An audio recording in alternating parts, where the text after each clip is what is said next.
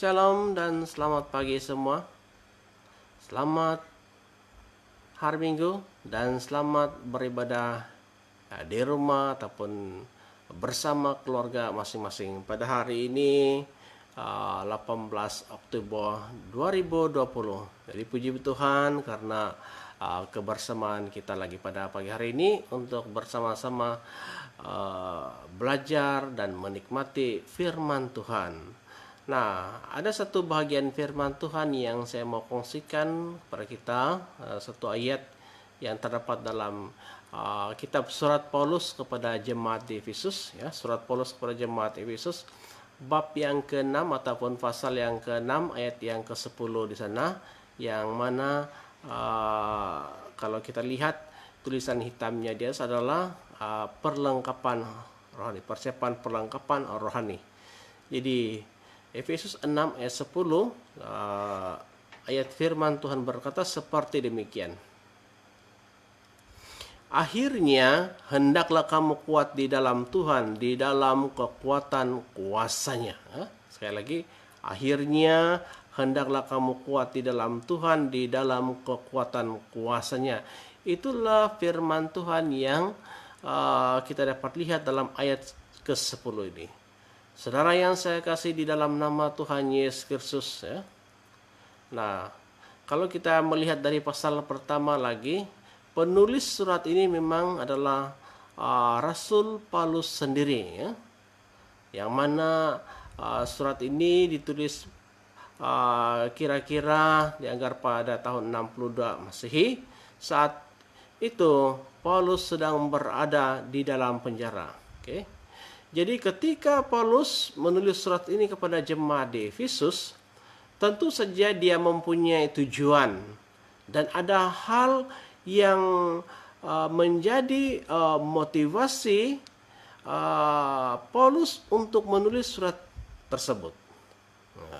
Lalu kira-kira apa tujuannya Paulus menulis surat ini?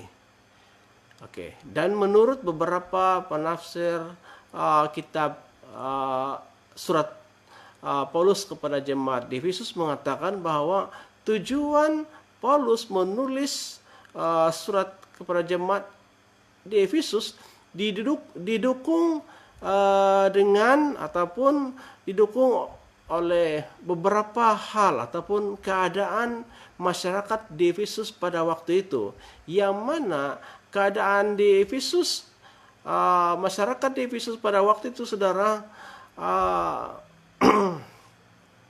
saat itu mereka masih lagi melakukan ataupun mereka masih lagi melakukan penyembahan berhala ataupun mereka menyembah kepada dewa Yunani.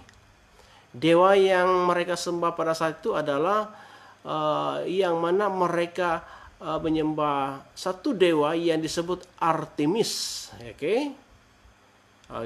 Dan mereka memahami dan mempercayai bahwa Dewi Artemis ini adalah dewa kesuburan. Selain itu juga mereka melakukan penyembahan dan tunduk kepada kaisar. Jadi melihat kepada keadaan ini, saudara, maka itu tergeraklah hati Paulus, Rasul Paulus, untuk mengirimkan surat ini kepada jemaat di Efesus, ya, untuk memberi pengajaran kepada mereka, nasihat kepada mereka. Ya.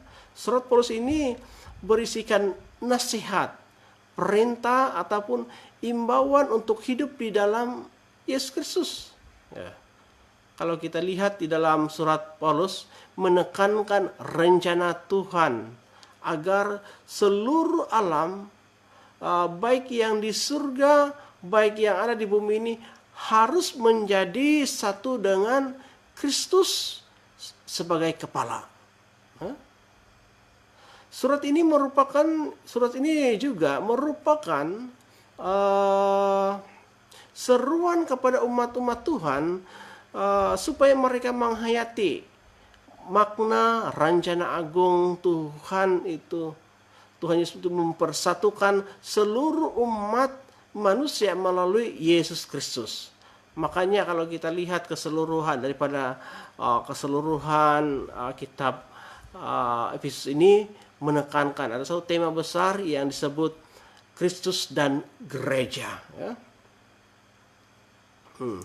Jadi saudara-saudariku yang saya kasih di dalam nama Tuhan Yesus Kristus, pada hari ini saya ingin mengungsikan kepada kita suatu pokok renungan ataupun tema yang sederhana daripada satu ayat bacaan dalam ayat ke-10 di sana, yaitu bertemakan jadilah kuat di dalam Tuhan. Ya.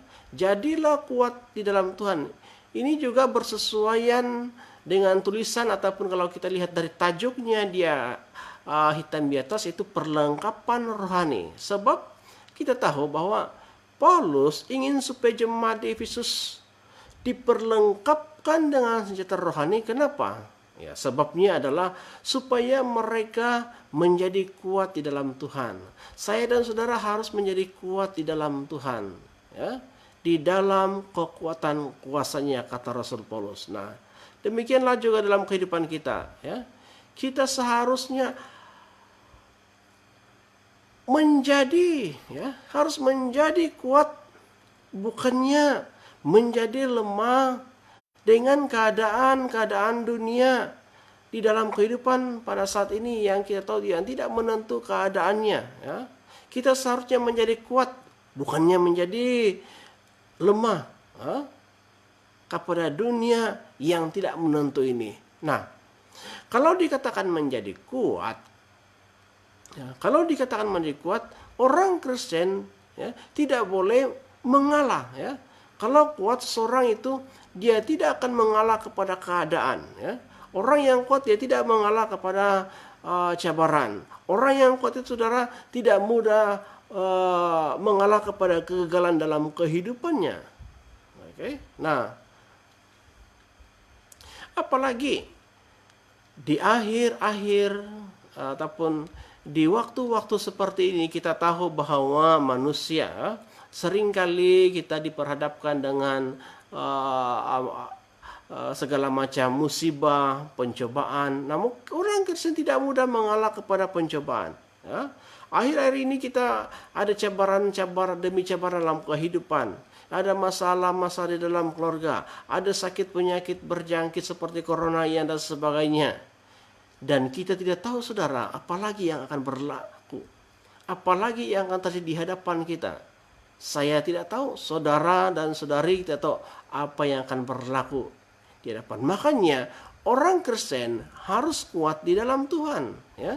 Saya dan saudara harus senantiasa waspada, berjaga-jaga, dan tetaplah selalu hidup kuat di dalam Tuhan. Ya. Di dalam Tuhan kita, Yesus Kristus yang menjadi pengharapan kita selagi kita masih menghuni di dunia yang nyata ini. Saudara, sekali lagi, kata firman Tuhan, jadilah kuat di dalam Tuhan. Kira-kira apa maksudnya jadilah kuat di dalam Tuhan? Saudaraku, saya yakini bahwa kalau kita mendirikan suatu bangunan ataupun rumah, suatu bangunan, saya pikir kita tidak akan hanya menginginkan model yang bagus, tetapi kita mau bangunan itu cukup kuat. Ya. Kalau saudara-saudari ingin membeli sebuah ataupun sepasang kasut atau sepatu, makanya yang kita pilih bukan hanya sekedar dia cantik, elok, tetapi dia juga tahan ataupun kuat. Bukan hanya karena warnanya yang menarik, indah, tetapi dia sempurna, kuat, tahan lama. Begitu pula di dalam hidup kita di dalam Tuhan. Nah, Tuhan ingin agar kita sebagai umat-umatnya saudara memiliki iman yang kuat, iman yang teguh, memiliki iman yang kokoh, mempunyai dasar iman yang teguh, sehingga kita boleh menang ketika kita menghadapi tantangan-tantangan dalam hidup. Makanya saya katakan bahwa orang Kristen harus kuat di dalam Tuhan. Nah, mungkin bagi kita, bagi saudara-saudari yang selalu ataupun rajin membaca Alkitab, kita tentu tahu cerita-cerita sejak daripada Perjanjian Lama lagi. Kita tahu bahwa ada banyak orang kuat secara fisik, sepertinya Simpson. Ya. Kita tahu bahwa Simpson itu boleh mengalahkan seekor singa yang sangat kuat. Ya. Tetapi ternyata Simpson ini memiliki moralitas yang lemah. Ya. Ia dapat mengalahkan musuhnya yang begitu banyak dengan dengan rahang tulang keldai saja.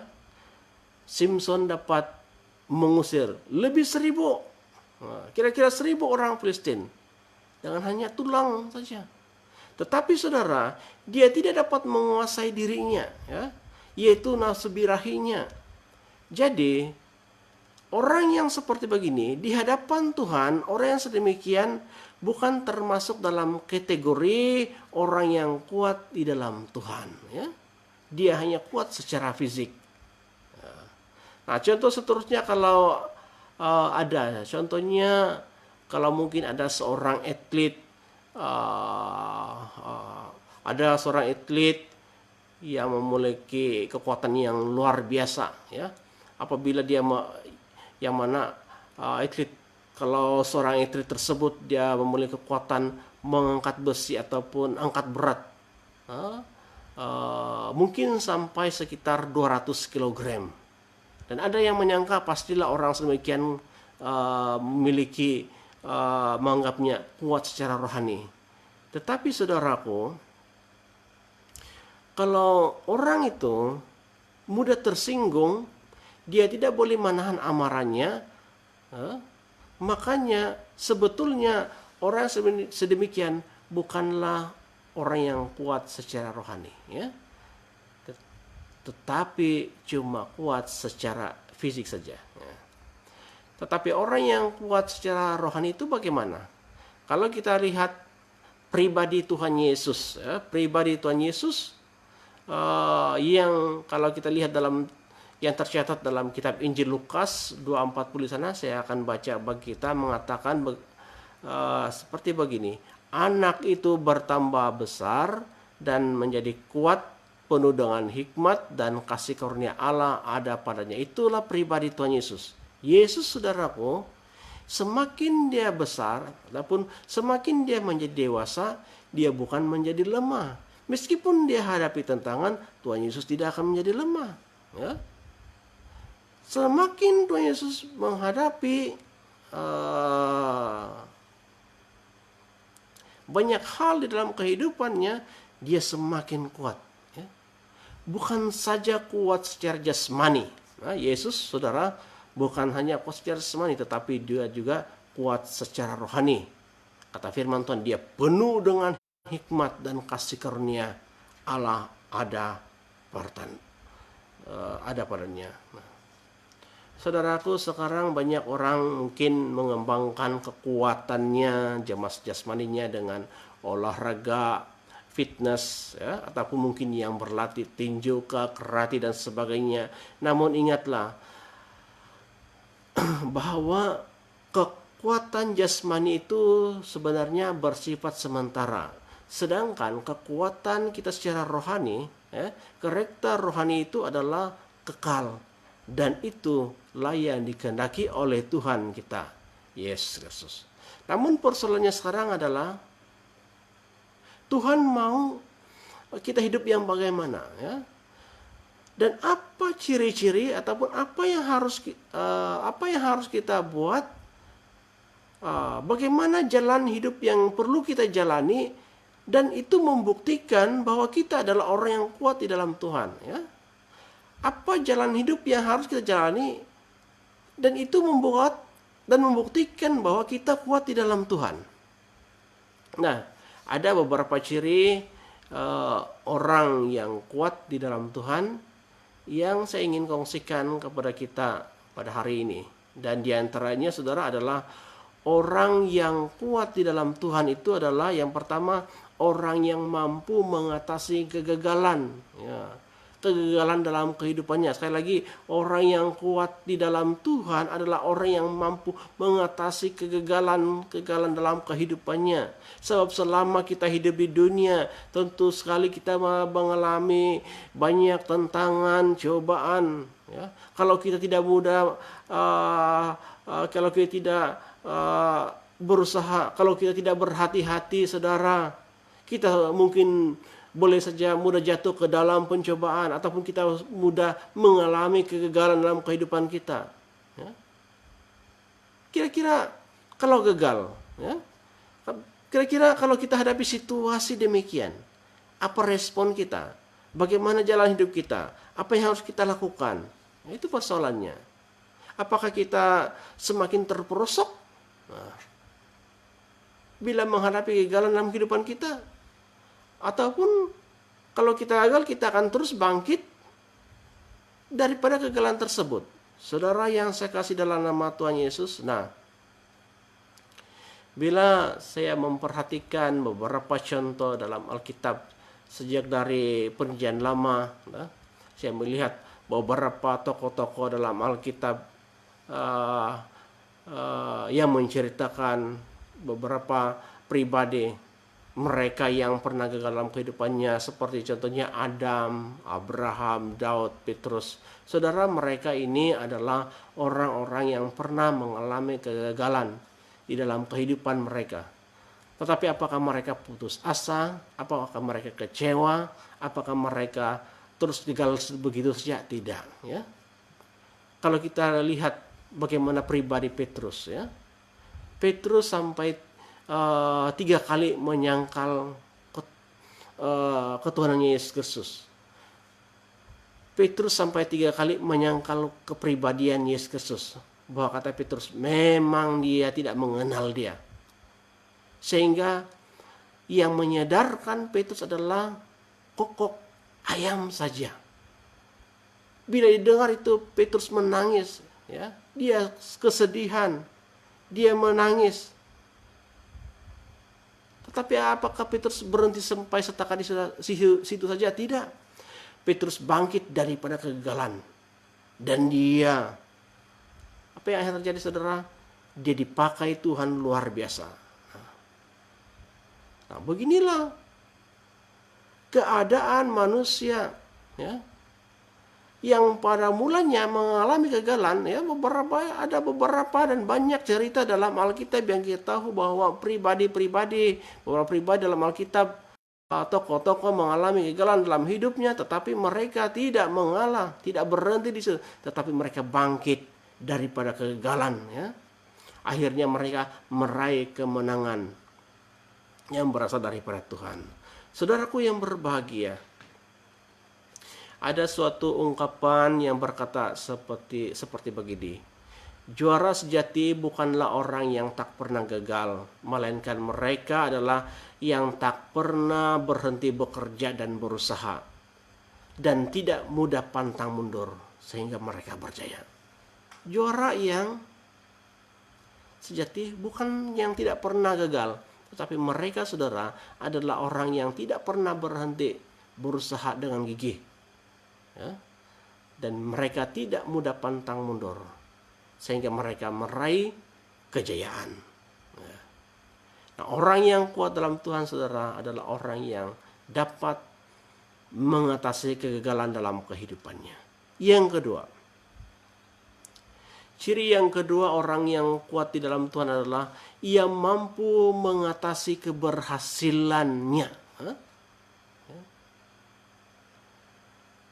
Orang yang kuat dalam Tuhan adalah orang yang mampu mengatasi keberhasilan. Maksud saya adalah begini. Ada banyak orang di dunia ini, saudara, mampu mengatasi kesulitan hidupnya. Mungkin dahulu dia adalah orang yang hidup susah, hidup sulit. Ya, dia sangat miskin. Nah, tetapi akhirnya dia berjaya mengatasi kekurangan ekonomi dalam keluarganya, ya. Bahkan ada di antara ada banyak orang telah diberkati dan menjadi kaya raya dan sebagainya. Namun masalahnya adalah mereka tidak mampu memperlakukan berkat-berkat yang Tuhan berikan padanya. Artinya, ada banyak orang kalau pada saat kesusahan mereka mencari Tuhan. Tetapi pada saat dia senang, saudara, dia menjadi sombong. Ada cerita begini dalam Alkitab, ya, dalam 2 Tawarik 26 ayat ke-5. Ya. 2 Tawarik 26 ayat ke-5 dikisahkan adalah seorang yang bernama Uzia. Nah, pada awalnya Uzia, saudara, kalau kita lihat dalam 2 Tawarik 26 ayat ke-5 berkata seperti begini. Ia mencari Allah selama hidupnya.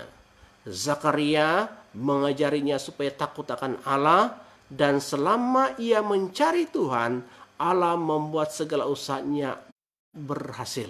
Ini dalam dikatakan dalam ayat ke-5 dalam 2 Tawarik 26 di sana. Tetapi dalam 2 Tawarik 26 ayat yang ke-16 pula berkata seperti begini. Setelah ia menjadi kuat, nah sekali ini Uzia, setelah ia menjadi kuat, ya, ia menjadi tinggi hati sehingga melakukan hal yang merusak. Ia berpaling dari Tuhan Allahnya dan memasuki bait Tuhan untuk membakar ukupan di atas meja bakaran ukupan. Nah, inilah hidup ataupun inilah kisah hidup Uzia. Ketika dia belum sukses, saudara, ketika dia belum berjaya, ketika dia belum berhasil, ia diajar untuk hidup takut akan Allah, ya, untuk hidup takut kepada Tuhan. Supaya apa tujuannya? Yaitu supaya dia hidup takut akan Tuhan dan dia akan diberkati oleh Tuhan. Dan akhirnya bagaimana? Uzia berjaya, Uzia diberkati, Uzia berhasil. Tetapi setelah ia sukses, tetapi setelah ia berhasil, saudara, dia menjadi tinggi hati, kata firman Tuhan. Dia menjadi sombong. Dia tidak dapat lagi mengatasi keberhasilan dalam kehidupannya. Akhirnya apa yang berlaku dalam hidupnya? Jadi terus terang, saudara, orang yang tidak mengatasi kesuksesan dan keberhasilan dalam hidupnya pasti ditolak oleh Tuhan. Itu terjadi dalam hidup Uzia. Nah, maka itu saudaraku yang berbahagia, saya mau kita belajar, saya mau kita melihat kehidupan kita, ya? Bagaimana keadaan hidup kita di masa lalu, ya? Bagaimana keadaan kita, ekonomi kita di masa yang lalu, ya? Dulu hidup kita sebelum kita menghadapi pandemi COVID bagaimana, ya? Mungkin ada di antara kita yang punya berkat, ada kelimpahan, ada kesuksesan, ya. Kita pernah mengecap kebahagiaan yang berlimpah-limpah, kesuksesan yang tidak taranya, ya. Tapi masalahnya, saudara, akhirnya tidak dapat mengatasi keberhasilan dalam kehidupan kita.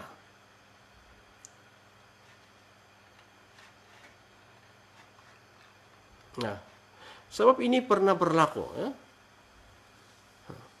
Selalu berlaku di dalam kehidupan manusia sehingga saat ini, ya. Mungkin ada di antara kita yang punya berkat yang kelimpahan, ya. Mungkin di antara kita sudah pernah mengecap kesuksesan, tapi masalahnya tidak dapat mengatasi keberhasilan dalam hidup.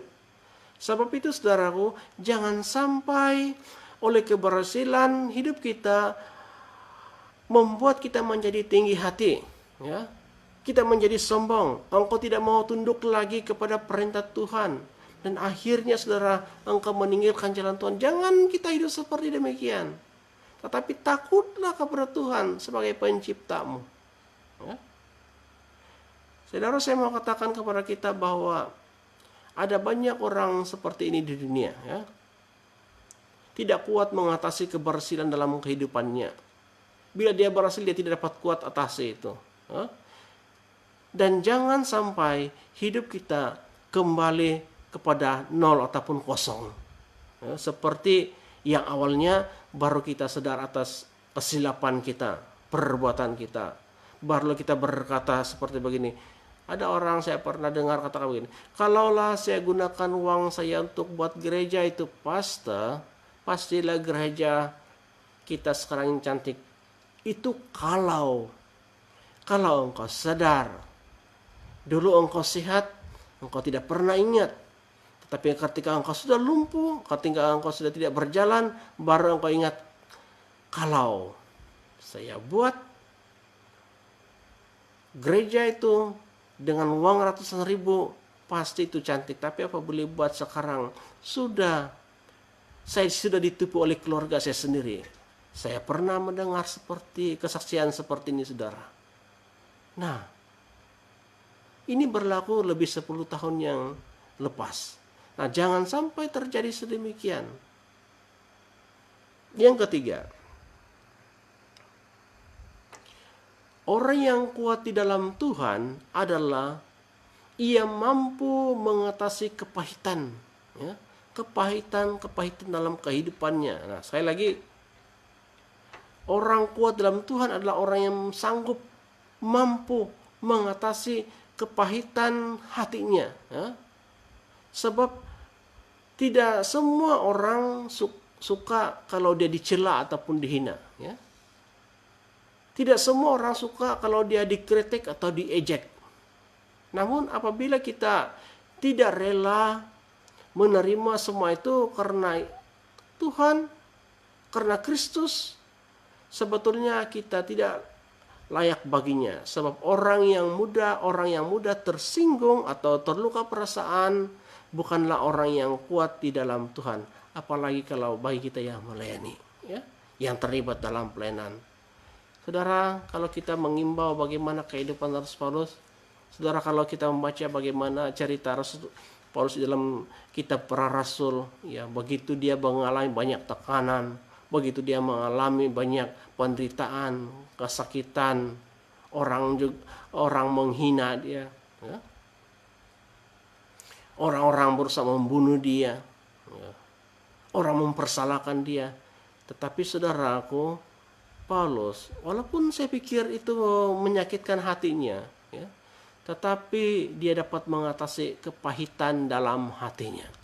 Dia tetap juga melayani, ya. Dia tetap meneruskan pelayanannya sampai ke garis akhir hidupnya.